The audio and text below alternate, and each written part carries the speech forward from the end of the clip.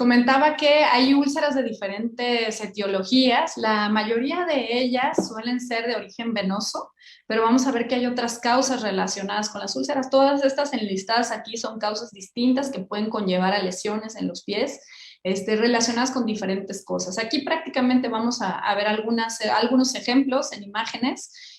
Pues ya vimos lo que es una úlcera venosa, algunos ejemplos de las úlceras arteriales, úlceras por el daño de la neuropatía, por golpes o lesiones asociados a la pisada, etcétera.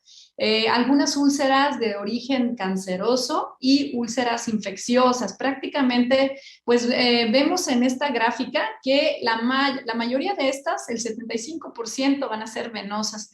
Unas de estas van a ser una mezcla entre venoso y arterial y el resto van a ser de otra etiología y el 5% de úlceras de origen arterial. O sea, hay algunas cosas diferentes para identificarlas. Nosotros prácticamente hacemos esa identificación al momento de la valoración y como mencionaban anteriormente, es muy importante determinar la causa para poder determinar el tratamiento eventual. Estos son algunas lesiones, unos ejemplos de lesiones de úlceras arteriales en las que lo que ocurre es que se cierra la circulación a los pies y ya sea que el paciente empiece con cambios de la coloración de los dedos del pie o empiece también con dolor o alguna lesión que no cicatriza. Entonces, estas ya las mencionamos anteriormente en la plática. Prácticamente vemos que hay factores de riesgo cardiovasculares relacionados a esto, siendo el tabaquismo y la diabetes los factores de riesgo principales que conllevan a enfermedad arterial importante que eventualmente puede llevar a la pérdida de la extremidad.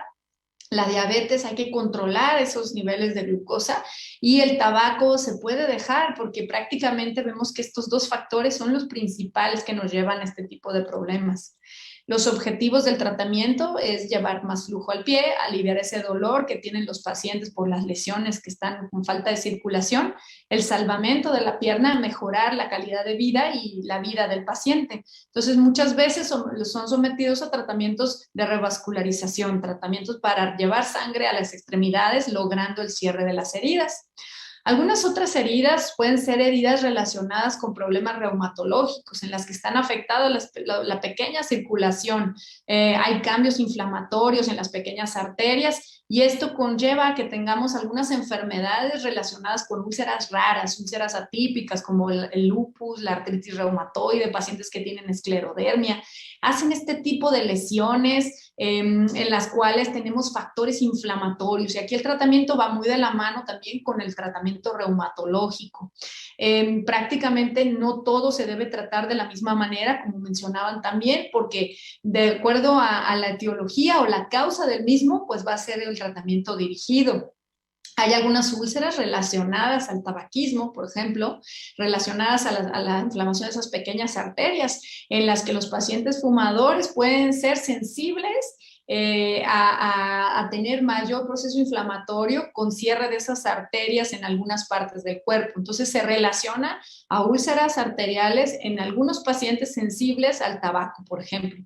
Entonces todo esto pues nos toca a nosotros determinarlo para tratar de suspender el factor que los ocasiona y prevenir el desarrollo de esas úlceras y la evolución y la curación y llegar a la curación de las mismas. Algunas otras úlceras se relacionan con hipertensión, por ejemplo, no controlada.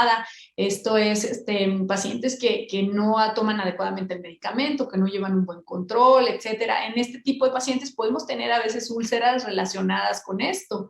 Y hay úlceras por presión. Estas son prevenibles. Muchas veces se relacionan a que los pacientes están en una posición prolongada en inmovilidad y pueden tener úlceras a nivel de las extremidades, pues es frecuente en los talones, en los cuales están apoyados todo el tiempo así. Hay algunas maneras de prevenirlo en pacientes que están acostados todo el tiempo, pacientes graves o pacientes mayores, y es bueno los cambios de posición y tratar de mantener que el hueso del talón no esté presionando continuamente contra los tejidos blandos.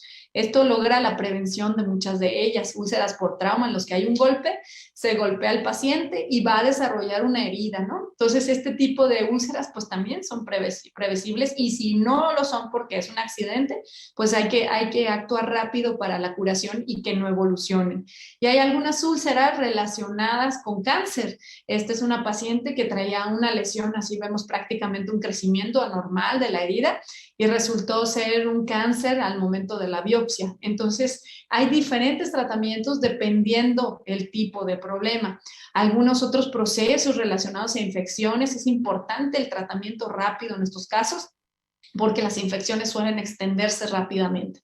Entonces, la identificación del problema pues es algo que nos toca hacer a los especialistas y realmente de acuerdo a esa identificación va el tratamiento, por lo que podemos ver que no todas las lesiones, no todas las úlceras se van a tratar de la misma manera. Pues gracias, prácticamente esto era para mostrar la diferenciación de las diferentes lesiones que podemos tener y que realmente es importante pues llegar a un adecuado diagnóstico de ellas. Gracias, doctor.